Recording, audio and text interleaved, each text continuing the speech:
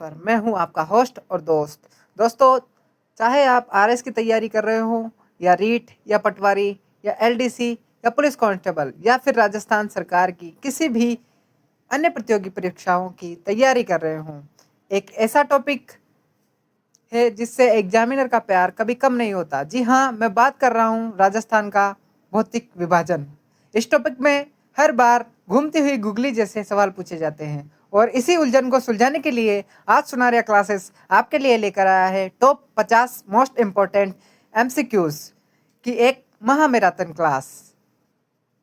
इस वीडियो में हम उन 50 प्रश्नों को खंगोलेंगे जो न सिर्फ पिछले साल में बार बार रिपीट हुए हैं बल्कि आपके आने वाले एग्जाम में सीधे छपने वाले हैं। अरावली की चोटियों से लेकर थार के मरुस्थल तक और पूर्वी मैदान से लेकर हाड़ौती के पठार तक आज पूरा भूगोल आपकी उंगलियों पर रहेगा। वीडियो के एंड में मुझे कमेंट में जरूर बताइएगा कि आपके 50 में से कितने सवाल बिल्कुल सही हुए। अगर आप चैनल पर नए हैं तो सुनारिया क्लासेस को सब्सक्राइब कर लीजिए और बेल आइकन दबाना मत भूलना ताकि सफलता का कोई भी नोटिफिकेशन आपसे मिस ना हो। चलिए बिना एक भी सेकंड गवाए शुरू करते हैं आज की धमाकेदार क्लास। आज का पहला प्रश्न है, प्रोफेसर अल्फ्रेड वेगनर जर्मनी द्वारा महाद्वीपीय विस्थापन सिद्धांत किस वर्ष दिया गया? Option A 1905, option B 1912, option number B C 1920, option number D 1935। तो इसका जो सही आंसर होगा वह होगा ऑप्शन नंबर बी 1912 में अल्फ्रेड वेगनर द्वारा महाद्वीपीय विस्थापन सिद्धांत दिया गया था। अगला जो प्रश्न है, प्राग ऐतिहासिक काल में संपूर्ण विश्व एक पिंड के रूप में था, उसे कहा जाता था? Option number A Panthalassa, option number B Pangaea, option number C Angara land, option number D Gondwana land. तो प्राक ऐतिहासिक काल में संपूर्ण विश्व एक पिंड के रूप में था जिसे पेंजिया कहा जाता था। Option number is right. अगला जो प्रश्न है, पेंजिया के चारों ओर फैले महासागर का क्या नाम था? ऑप्शन नंबर ए तैतीस सागर, ऑप्शन नंबर बी प्रशांत महासागर, ऑप्शन नंबर सी पेंथालासा सागर, ऑप्शन नंबर डी हिंद महासागर। तो उसका जो नाम था वह था पेंथालासा सागर, जो पेंजिया के चारों तरफ फैल महासागर फैल रहा था। अगला जो प्रश्न है, पेंजिया का विभाजन किस भूगर्भिक युग में हुआ था? ऑप्शन नंबर ए जुरेसिक युग, ऑप्शन नंबर बी क्रेटेशियस युग, ऑप्शन नंबर सी कार्बोनिफेरस युग, ऑप्शन नंबर डी कैम्ब्रियाई युग। इसका होगा वह होगा ऑप्शन नंबर सी कार्बोनिफेरस युग।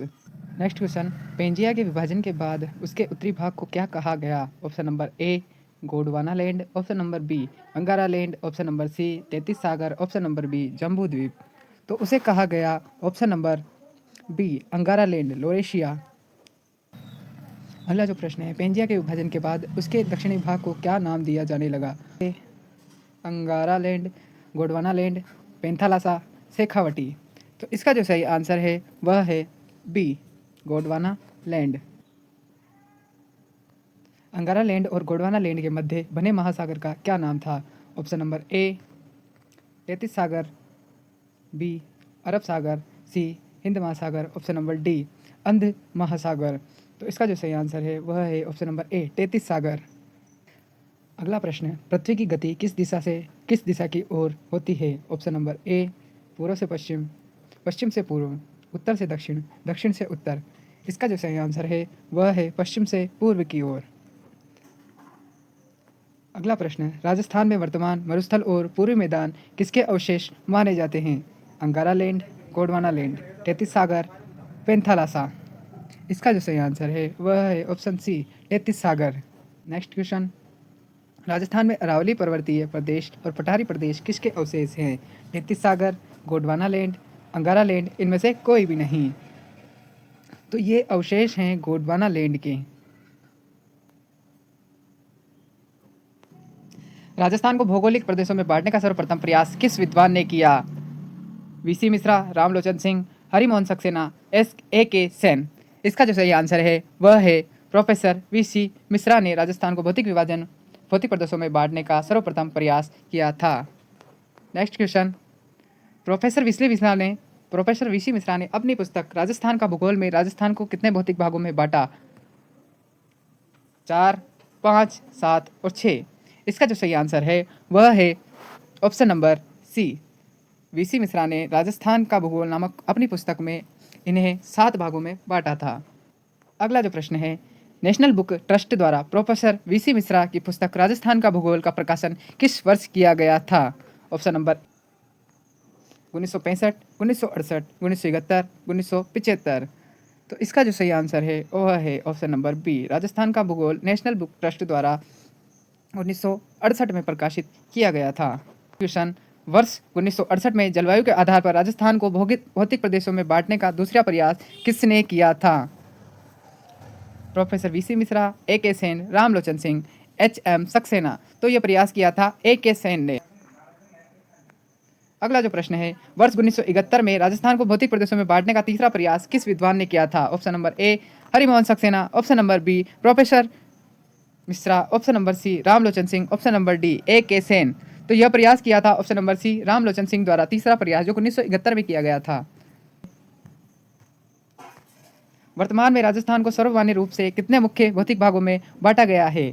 3, 4, 5 और 7।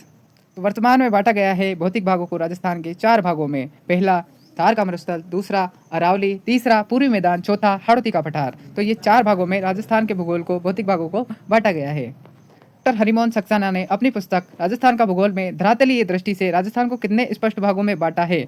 Option number A 4, option number B 6, option number C 7, option number D 5। तो इन्हें बांटा गया है 4 भागों में। Option number A is right answer. निम्नलिखित में से कौन सा भाग राजस्थान के 4 मुख्य भौतिक विभागों में शामिल नहीं है? ए पश्चिमी मरुस्थलीय प्रदेश, ऑप्शन नंबर बी अरावली पर्वतीय प्रदेश, ऑप्शन नंबर सी नहरी प्रदेश, ऑप्शन नंबर डी पूर्वी मैदानी प्रदेश। तो ये जो नहरी प्रदेश है राजस्थान के 4 मुख्य भौतिक भागों में शामिल नहीं है। अगला जो प्रश्न है वह है, चंबल बीहड़ प्रदेश को अपने 7 भौतिक विभागों में किसने शामिल किया था? Option number A Ramlochan Singh, option number B professor VC Mishra, option number C Harimohan Saxena, option number D A K. Sen. Chambal बीहड़ प्रदेश को शामिल किया था वो प्रोफेसर वीसी मिश्रा ने किया था। वह है घग्गर का मैदान, शेखावटी प्रदेश, नागौरी उच्च भूमि और गोडवार प्रदेश किन मुख्य भौतिक विभाग के उपभाग हैं? ऑप्शन नंबर ए शुष्क मरुस्थलीय प्रदेश, ऑप्शन नंबर बी अर्ध शुष्क मरुस्थलीय प्रदेश, ऑप्शन नंबर सी अरावली पर्वतीय प्रदेश, ऑप्शन नंबर डी पूर्वी मैदानी प्रदेश। तो यह उपभाग हैं वह हैं अर्ध शुष्क मरुस्थलीय प्रदेश के। अगला जो प्रश्न है वह है, राजस्थान के 4 भौतिक भागों में सबसे प्राचीन सर्वप्रथम निर्मित भाग कौन सा है?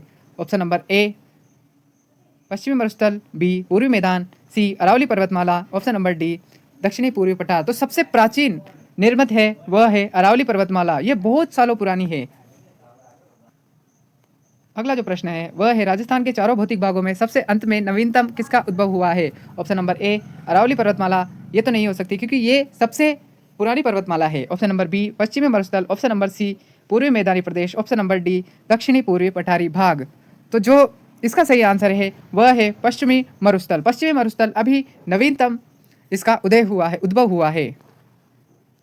अगला जो प्रश्न है, पश्चिमी मरुस्थल प्रदेश राजस्थान के कुल कितने प्रतिशत क्षेत्रफल पर फैला हुआ है? Option A 9%, option number B 23%, option number C 61.11%, option number D 6.89%।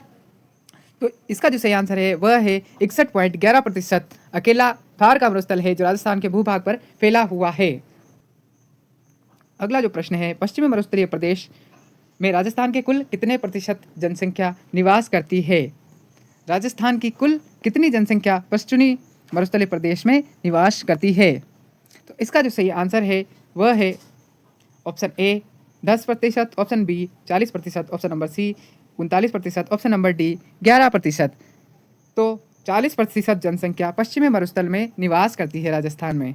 अगला जो प्रश्न है वह है, अरावली पर्वतीय प्रदेश का क्षेत्रफल और जनसंख्या का प्रतिशत क्रमशः कितना है?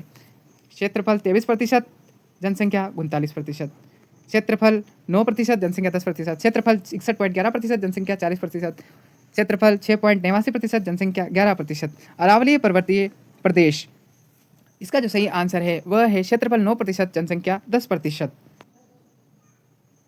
अगला प्रश्न है, पूर्वी मैदानी प्रदेश राजस्थान के कितने प्रतिशत क्षेत्रफल पर विस्तृत है और कहाँ और वहाँ कितनी जनसंख्या रहती है?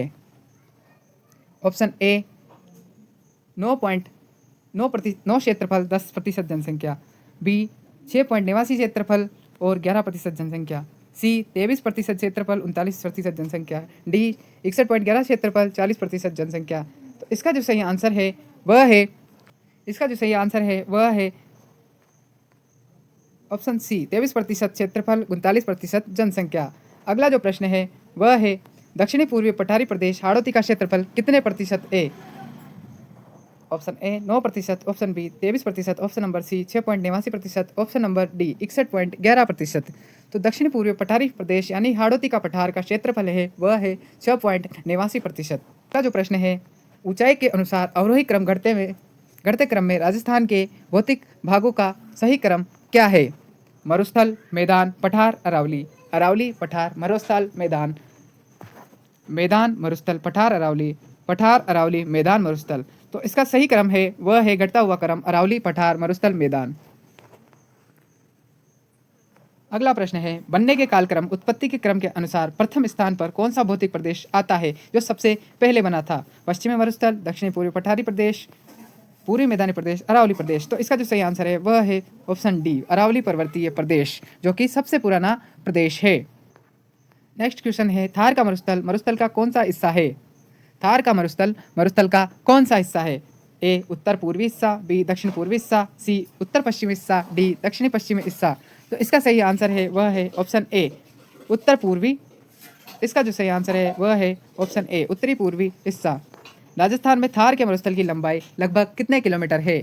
Option A 300 kilometre, option B 644 kilometre, option C 500 kilometre, option D 400 kilometre. इसका जो सही आंसर है वह है 644 किलोमीटर थार के मरुस्थल की लंबाई है।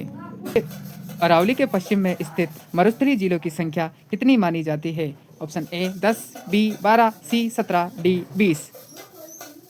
इसका जो सही आंसर है वह है ऑप्शन सी 17। 17 अरावली के पश्चिम में स्थित मरुस्थलीय जिलों की संख्या मानी जाती है। अगला प्रश्न है किस जिले की अरावली को पश्चिम में स्थित होने के बावजूद इसे मरुस्थलीय जिला नहीं माना जाता है? Option A Jalore, option B Sirohi, option C Pali, option D Neem Ka Thana. तो इसका जो सही आंसर है वह है ऑप्शन बी सिरोही। अगला जो प्रश्न है अरावली के पश्चिम में मरुस्थलीय क्षेत्र के अंतर्गत राजस्थान की कुल कितनी प्रतिशत आबादी निवास करती है? Option A 40%, option B 58%, option C 50%, option D 61%। तो अरावली के मरुस्थलीय में पश्चिमी क्षेत्र में जनसंख्या 58% निवास करती है।